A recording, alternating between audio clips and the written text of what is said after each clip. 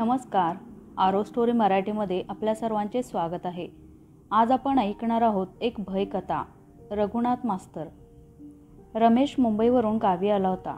तो जवळपास 15 वर्षांनंतर परत आला होता. पण आज त्याला शेताच्या खरेदीसाठी गावी यावे लागले होते. गाव फार बदलले होते. गावची नदी, गावातील घरे, टेकड्या फार बदलल्या होत्या. गावात त्याचे बालपण गेले होते. पण नोकरीसाठी त्याला फॅमिलीसहित मुंबईला जावे लागले. त्याची अजूनही गावाशी असलेली नाळ तुटली नव्हती. काकांच्या घरी तो मुक्कामी राहिला. वाटले की गावात एखाद एकर शेती असावी, जेणेकरून गावी येणे जाणे राहील. म्हणून त्याने गावाकडे 1 एकर शेती घ्यायची ठरवली.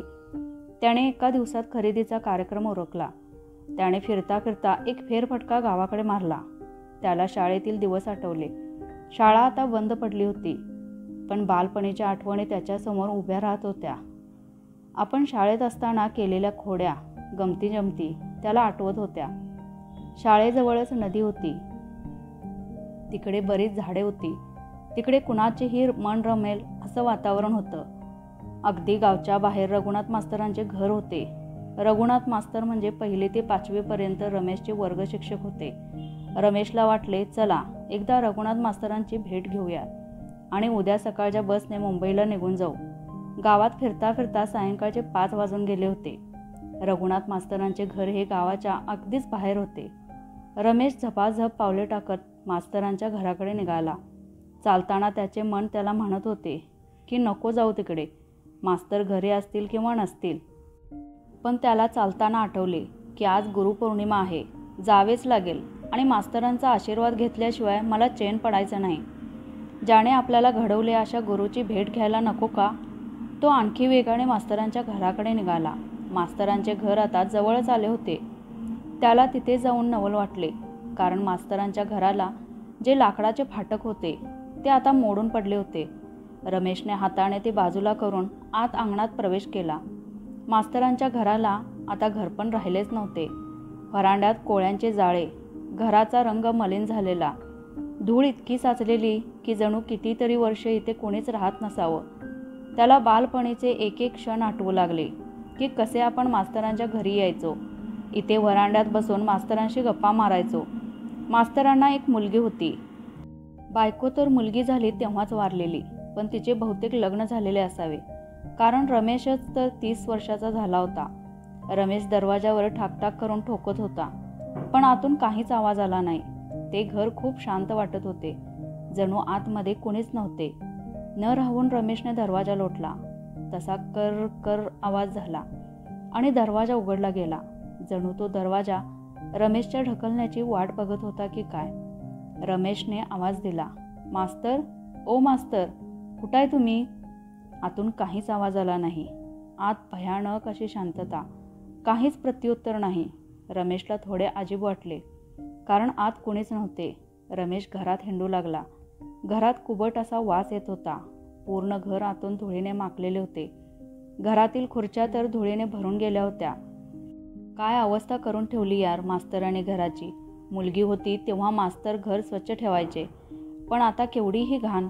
मास्तर म्हातारे झाले असतील बिचारे, झोपले तर नसतील ना? म्हणून रमेश मास्तरांच्या झोपायच्या खोलीत गेला. अरे बापरे, मास्तर तुम्ही इथे झोपले वाटतं. रमेशला पलंगावर कोणीतरी झोपलेले दिसले, म्हणून रमेश म्हणाला. मास्तर अगदी अंगावर पांघरून घेऊन झोपले होते. रमेशने पांघरुणाला हात घातला. मास्तर, ओ मास्तर, मी रमेश, उठा की, आज गुरुपौर्णिमा आहे म्हणून भेटायला आलो मी. खूप वर्ष झाली आपली भेट नाही. असं म्हणत रमेशने मास्तरांच्या पायाला हात लावला. रमेशने हाताकडे बघितले तेव्हा त्याच्या हाताला धूळ लागली. त्या पांघरुणावर चांगलीच धूळ साचली होती. मास्तर, ओ मास्तर. पण पांघरुणातून काहीच प्रत्युत्तर मिळाले नाही. रमेश थोडा घाबरला. त्याला वाटले मास्तर गेले तर नसतील ना, पण त्याने तसल्ली म्हणून पांघरुण बाजूला केले. त्याची पार निराशा झाली, कारण पांघरुणात मास्तर नसून मास्तरांचे बरेच कपडे आणि काही पुस्तके आबडधोबड झाकलेली होती. त्यावर धुळीचा थर साचलेला होता. पण आता त्याची भीतीसुद्धा कमी झाली होती. मास्तर नेमके गेले तरी कुठे? जाऊ द्या, गुरुपौर्णिमेनिमित्त काही भेट होत नाही यार मास्तरांची, असे म्हणून तो हॉलमध्ये आला.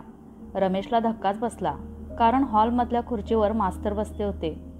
मास्तर आता थोडे म्हातारे झाले होते. डोळ्यावर चष्मा, डोक्यावर धुळीने माखलेली टोपी आणि चेहऱ्यावर बऱ्याच सुरकुत्या. पण मास्तरांची नजर अजूनही बदललेली नव्हती. तेवढेच तेज. अगदी रमेशला वाटले की मी तेवढाच लहान आहे. रमेश पटकन मास्तर बसलेल्या खुर्चीजवळ गेला आणि मास्तरांचे दर्शन घेतले. मास्तर, आज गुरुपौर्णिमा आहे, आशीर्वाद द्या, असे म्हणून रमेश मास्तरांच्या पाया पडला. मास्तर खोकत खोकत रमेशला उठवू लागले. पण कोण रे तू? मी काय ओळखले नाही, मास्तर त्याला उठवत म्हणाले. रमेश मास्तरकडे प्रेमाने बघत म्हणाला, मास्तर, मी शंकररावांचा रमेश. मी मुंबईला असतो ना, तुम्हाला जाण्या अगोदर भेटलो होतो. बोलताना रमेशच्या डोळ्यात अश्रू मावत नव्हते. हां रम्या, किती खोडकर होतास रे तू, आता केवढा मोठा झालास तू, मास्तर घोगऱ्या आवाजात खोकत खोकत बोलत होते. मास्तर, बरे आहात ना तुम्ही? काय हाल करून ठेवले स्वतःचे. कविता कुठं आहे? रमेशने प्रश्नावर प्रश्न विचारले. तुला तर जे दिसते तेच खरं आहे रे. कविताचे लग्न झाले. कधी कधी बोलावत असते मला तिच्या गावी, पण आता मला पहिल्यासारखे कामसुद्धा होत नाही. आता फक्त माझी यातून सुटका करू दे. मी गुंतून पडलोय रे, लवकर मरण येऊ दे, मास्तर हापापलेल्या स्वरात म्हणाले. मास्तर, आज गुरुपौर्णिमा आहे. आज असं नका म्हणू. तुम्ही मला खूप काही दिलं आहे.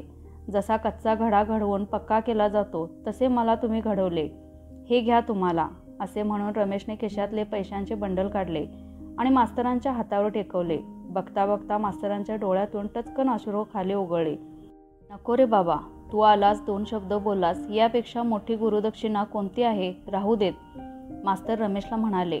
पण रमेश काही ऐकायला तयार नव्हता. बहुतेक 2000 रुपये असतील त्या बंडलात. त्याने मास्तरांच्या खिशात ते बंडल घातले. काळजी घ्या सर, असे म्हणून त्याने मास्तरांची रजा घेतली.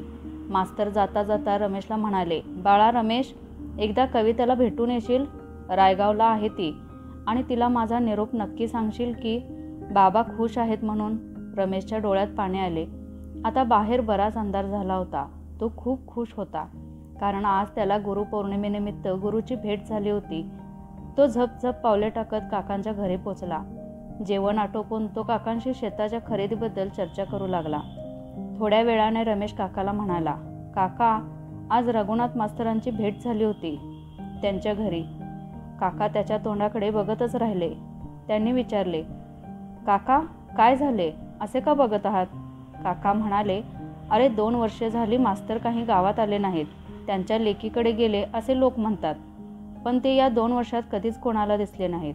रमेश हसत म्हणाला, मला सुद्धा थोडं विचित्रच वाटलं त्यांना भेटून, पण ते असतात घरी. आणि हां, मला उद्या त्यांच्या मुलीच्या घरी जायचं आहे, कविताच्या घरी. काका मान हलवत दुजोरा देत होते. चला, करतो मी आराम, खूप थकलोय आज, असे म्हणून कपडे बदलून रमेश झोपी गेला. सकाळी उठून सकाळच्या बसने सर्वांचा निरोप घेऊन रमेश रायगावला गेला. कविताच्या घराचा पत्ता त्याने मास्तरांकडून घेतलाच होता. कविताच्या घरी गेल्यावर त्याची आणि कविताची भेट झाली. कविता आता चांगलीच एक गृहिणी स्त्री झाली होती. दोघांच्या बराच वेळ गप्पा रंगल्या. कविताचा नवरासुद्धा बोलका होता, त्यामुळे जेवण खावण सर्व वेळ त्यांच्यातच गेला. रमेशला अचानक आठवण झाली. अरे कविता, तुझ्या घरी गेलो होतो काल, रमेश हळूच बोलला. तसे कविताच्या डोळ्यात टचकन पाणी आले. रमेश पुढे बोलू लागला, बाबा भेटले होते तुझे. कविताला भेट म्हणाले. तुझी खूप काळजी करतात ते. खूप गप्पा मारल्या आम्ही. रमेश हसत बोलू लागला. कविता आणि तिचा नवरा दोघेही त्याच्या चेहऱ्याकडे बघतच राहिले. त्यांना धक्काच बसला. कविता म्हणाली, रमेश, तुझी तब्येत ठीक आहे ना? रमेश हसत म्हणाला, हो का, काय झालं? कविता सरळ उठली आणि रमेशच्या हाताला पकडून देवाऱ्यात घेऊन गेली.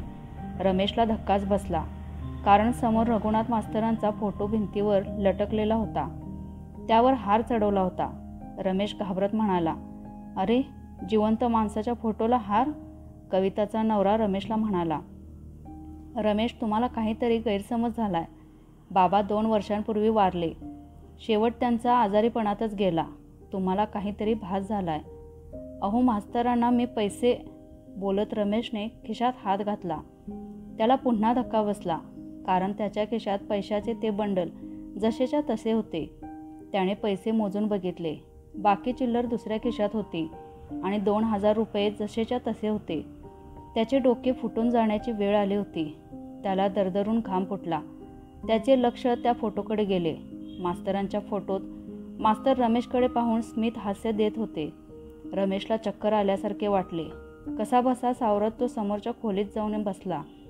कविताला भेट म्हणून त्याने ते बंडल तिला दिले आणि न राहून पुन्हा देवारात जाऊन मास्तरांच्या फोटोचे दर्शन घेतले. पाणावलेल्या डोळ्याने त्याने कविताचा निरोप घेतला आणि सरळ मुंबईची बस पकडली. तो विचार करत होता, मास्तर तर वारले होते, पण काल मला भेटले ते भूत होते का? नाही, ते मास्तरच होते. काल गुरुपौर्णिमेनिमित्त ते मला भेटले. त्यांनी मला खरी गुरुपौर्णिमा घडवली. माझे भाग्यच आहे ते, असे म्हणून रमेशला डोळा लागला. थोड्या वेळाने जाग आली तेव्हा रमेश बसमध्येच होता. शेजारच्या सीटवर त्याचे लक्ष गेले तेव्हा त्याला पुन्हा धक्का बसला, कारण एक म्हातारा हुबेहूब रघुनाथ मास्तरांसारखाच दिसत होता आणि रमेशकडे पाहून हसत होता. पण रमेशने डोळे चोळले तेव्हा त्याला कळले की तो म्हातारा रघुनाथ मास्तर नव्हता. आजची कथा आवडली असेल तर लाईक, शेअर आणि कमेंट करा.